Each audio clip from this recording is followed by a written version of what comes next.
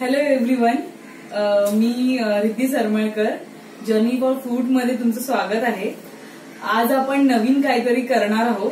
नवीन म्हणजे काय, सध्या आता आंब्यांचा म्हणजे आंबे म्हणता येणार नाही, कैरीचा सीझन आलाय. सो आज मी माझ्या मदर इन लॉ कडून एक मस्तपैकी सार शिकली आहे. तर मी त्याचं तुम्हाला सांगेन की कसं करतात काय. त्याला म्हणतात आंब्याचं सार. आंब्याच्या म्हणजे कैरीचं सार म्हणायला हरकत नाही, कैरीचं सार. त्यासाठी आपण बघूया काय साहित्य लागतं ते. इथे मी आपली तोतापुरी आंबा असतो ती अशी कच्ची कैरी घेतलेली आहे. एक कैरी घेतलेली आहे, अशी तासून बारीक करायची. मी तुम्हाला दाखवते कसं करायचं ते. ही असा कैरीला मी बाहेरून हे तुमचं असेल त्याला असं तासायचं, म्हणजे त्याला बारीक बारीक करायचं, म्हणजे ते तुम्हाला अशा चकत्या मिळणार. बघा तुम्हाला दिसल्या, ह्या अशा तुम्हाला चकत्या मिळतात. ह्या चकत्या तुम्ही आमटीत टाकायच्या, अर्ध्या वाटायला टाकायच्या, अर्ध्या आमटी टाकायच्या. जेव्हा त्या आमटीत जातात ना, एकदम मऊ मऊ आणि साराला एकदम मस्त चव येते. नंतर मी घेतल्या आहेत 4-5 मिरच्या. ह्या पोपटी कलरच्या मीडियम आकाराच्या मिरच्या घेतलेल्या आहेत, जास्त तिखट नसतात ह्या.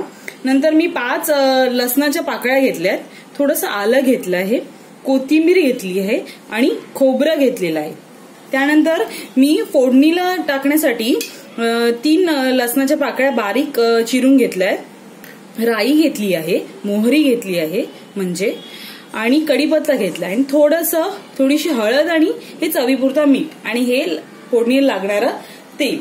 आता आपण काय करायचं, हे जे आपलं वाटण आहे ना, ह्याला आपल्याला म्हणजे साहित्य ह्याला आपल्याला मिक्सरमध्ये वाटून घ्यायचंय. ओके. आणि ह्याचे वेगळे जसे आता चकत्या केलेल्या आहेत ना, ह्या अशा वेगळ्या प्लस कापून ठेवायच्या. मी तुम्हाला दाखवते कशा करायच्या त्या. आपण वाटून घेऊया साहित्य. हे बघा, अशा प्रकारे मी हे वाटण वाटून घेतलेलं आहे. तुम्हाला जास्त पातळ करायचं नाही, कारण की आमटीत जेवढं पाणी लागेल त्या हिशोबाने आपण नंतर ऍड करू शकतो पाणी. आता मी कढई ठेवलेली आहे, त्याच्यात मी थोडंसं तेल टाकणार आहे. आपण फोडणी देऊन घेऊया. मोस्टली काय होतं ना, डाळ भात खाऊन खाऊन इतका कंटाळा येतो ना, की मग काही महिन्यांनी हे असं काही आमटी वगैरे खाणं हे खरंच खूप चांगलं लागतं. जिभेला चव पण चेंज होते आणि जरा चटपटीत आंबट वगैरे मजा येते. बघा, मी फोडणीला मोहरी दिली आहे. मोहरी चांगली चटचटल्यानंतर आपण त्याच्यामध्ये कढीपत्ता आणि लसूण घालूया. आपली मोहरी चटचटली आहे, आपण त्याच्यात कढीपत्ता टाकताना जरा जपून. कढीपत्ता, नंतर तुमचं लसणाच्या पाकळ्या चांगलं भाजून घ्यायचं. लसूण थोडंसं लालसर झाला पाहिजे. लालसर का, तर त्याचा जो फ्लेवर असतो तो सगळा तेलामध्ये मिक्स झाला ना की एखाद्या आमटीला वगैरे एकदम चांगली चव येते. आणि तुम्ही इथे बघत असाल, मी इथे बारीक बारीक आंब्याच्या चकत्या केलेल्या आहेत. ह्या अशाच ठेवायच्या, कारण की जेव्हा ह्या आमटीमध्ये मिक्स होतात ना, तसे मऊसर होऊन ना त्या आमटीला एकदम वेगळंच म्हणजे हे लागतं. आणि मुलांनाही एकदम प्रचंड आवडतात. माझी मुलगी तर मला दरवेळेला सांगते की कधी उन्हाळा येतो आणि तू कधी ती आमटी करते.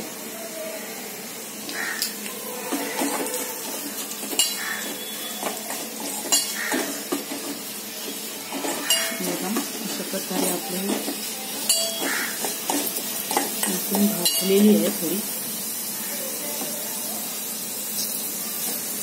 बघत असाल, लसणाचे 2 भाग होतात. आता मी याच्यात ही वाटण टाकणार आहे.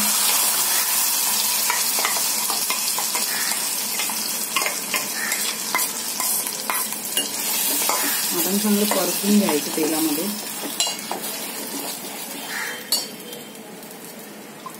हे मी मिक्सर मधलं माझं जर पाणी होतं ते मी याच्यात टाकलंय. तुम्हाला जेवढं हवं असेल, ठीक तर ठीक, नाही तर आमटी. पण शक्यतो ही आमटी थोडीशी पातळच ठेवावी, कारण की जाडसर केलं तर मग आपल्याला मजा नाही येणार खायला, म्हणजे भातावर वगैरे.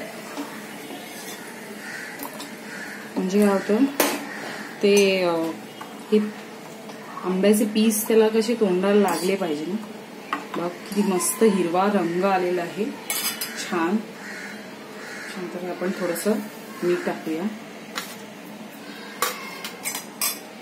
आता ह्याच्यात आपण हे कैरीचे चकत्या टाकूया.